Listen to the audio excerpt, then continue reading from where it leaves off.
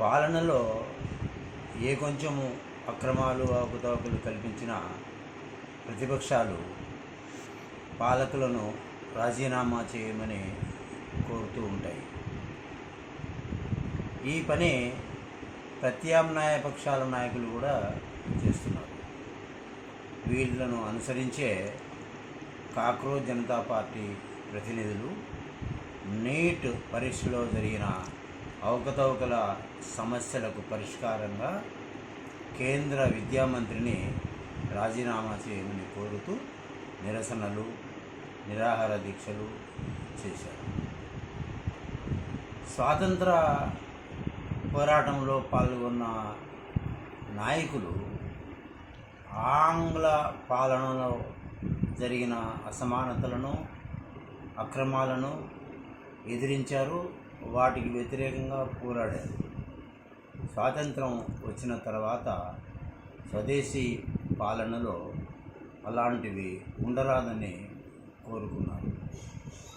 అందులో భాగంగానే చాలామంది రాజీనామాలు చేశారు. వాళ్ళంతకు వాళ్ళుగానే ఏమాత్రం చిన్న అవకతవకలు జరిగినా ఆంధ్రప్రదేశ్కు సంబంధం ఉన్న ఒక 2 విషయాలను మనం ప్రస్తావించుకున్నాం. 1956 ఆగస్టులో మహబూబ్ నగర్లో ఒక రైలు ప్రమాదంలో 112 మంది చనిపోయారు. ఆనాటి రైల్వే శాఖ మంత్రి లాల్ బహదూర్ శాస్త్రి వెంటనే రాజీనామా చేసి నెహ్రూ దగ్గరికి వెళ్ళి నా రాజీనామాను ఆమోదించండి అన్నారు.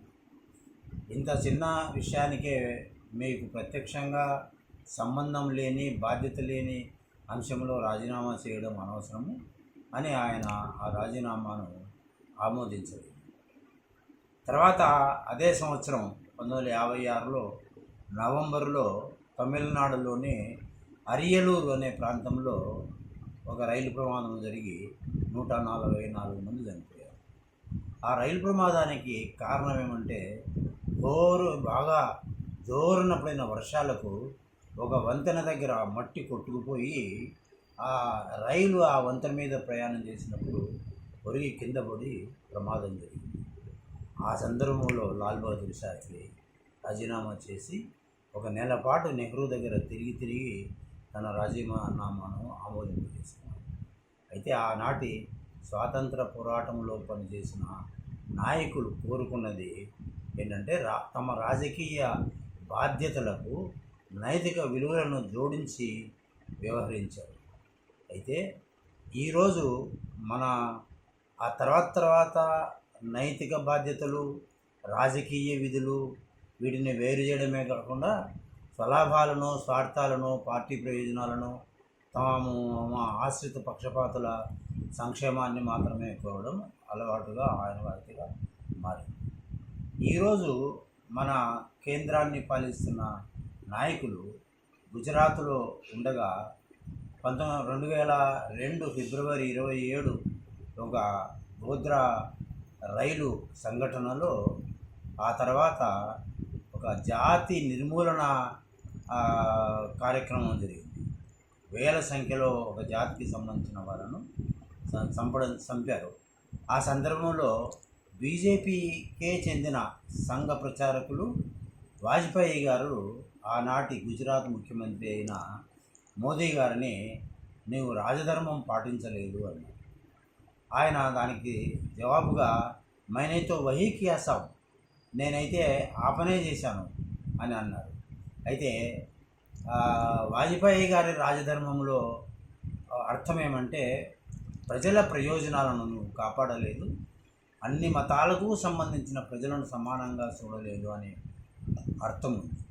అయితే మోదీ గారు చెప్పిన రాజధర్మంలో అర్థం ఏమంటే మన సంఘ పరివార సూత్రం ప్రకారంగా ఒక మతం వాళ్ళే ఈ దేశంలో ఉండాలి, అందువల్ల నేను 2వ మతానికి చెందిన వాళ్ళను నిర్మూలించాను అనే రాజధర్మం అందులో కనపడుతుంది. ఆ తర్వాత వాజ్పేయి, అడ్వాణి, మురళీ మనోహర్ జోషి లాంటి వాళ్ళు మోదీని సమర్థించడం, వాజ్పేయిని విమర్శించడం, ఆయన వాజ్పేయి గారు రాజీనామా అభ్యర్థులను విరమించడం జరిగింది. వాళ్ళే ఈరోజు మోదీ ప్రధానిగా, అమిత్ షా గృహ హోంమంత్రిగా పనిచేస్తున్నారు. వాళ్ళ ఎప్పుడే కానీ రాజీనామాలు వాళ్ళ డిక్షనరీలో, నిఘంటువులో ఉండవు. అయితే పరిపాలన ఈ నేటి ఎన్నికల ప్రజాస్వామ్యంలో ముందు నుండి కూడా ఎన్నికలు లోపభూయిష్టంగానే ఉన్నాయి. మొత్తము ఓటర్ల సంఖ్యలో 20%, 10% ఓట్లేస్తే, లేదా వాళ్ళు 20%, 10% ఓట్లతో గెలిచిన వ్యక్తి మొత్తము నియోజకవర్గానికే ప్రాతినిధ్యం వహించి వాళ్ళ ప్రజాప్రతినిధులు ఎన్నుకొని ప్రభుత్వాన్ని ఏర్పాటు చేసే అప్రజాస్వామిక అల్పసంఖ్యాక ప్రభుత్వాల ఏర్పాటుకు దారితీసింది.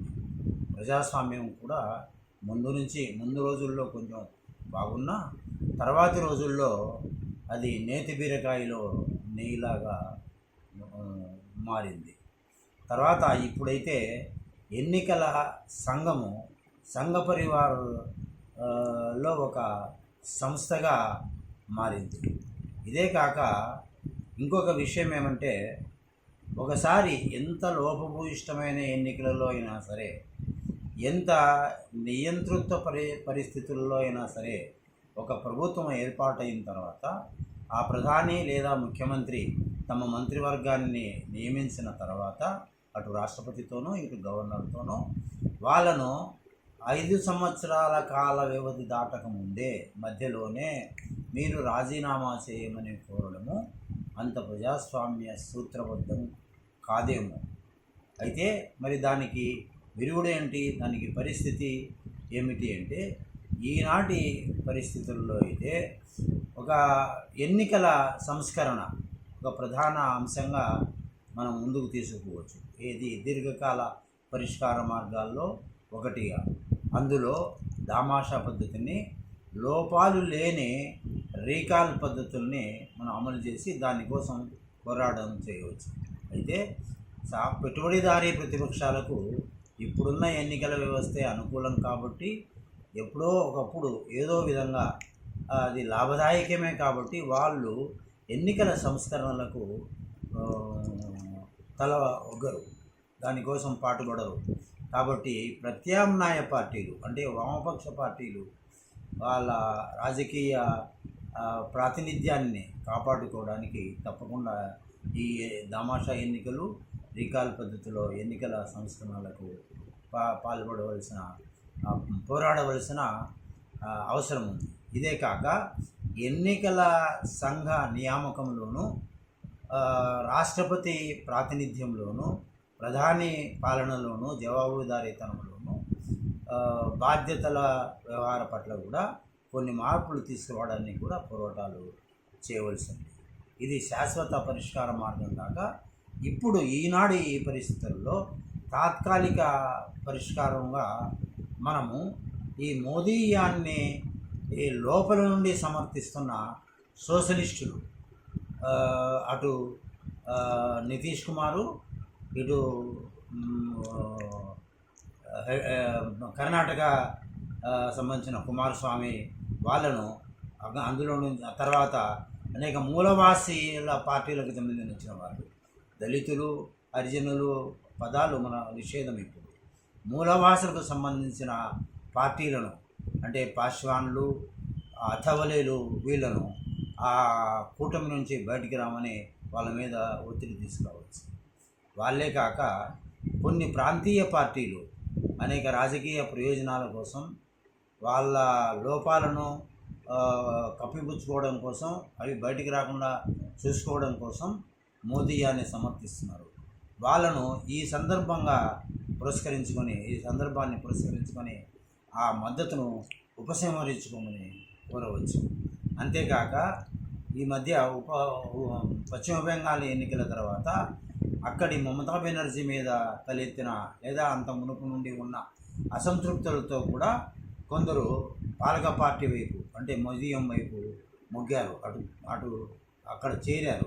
వాళ్ళను కూడా ఇది పద్ధతి కాదని, ఇది ప్రజాస్వామ్య వ్యతిరేకమని, ఇది రాజ్యాంగ బద్ధం కాదని చెప్పాలి. ఇందాక చెప్పిన ఈ 3-4 శక్తులను కూడా వాళ్ళు మద్దతును విరమించమని కోరడమే కాక, వాళ్ళ మీద ఒత్తిడి తీసుకురావడమే కాక, అది ఒక పోరాటంగా కూడా మనం మార్చవలసిన పరిస్థితులు ఇప్పుడు తలెత్తినాయి. అది వెంటనే తాత్కాలిక పరిష్కారం కాగలదు, వెంటనే ప్రభుత్వాన్ని దిగిపోయేటట్లు చేయగలదు.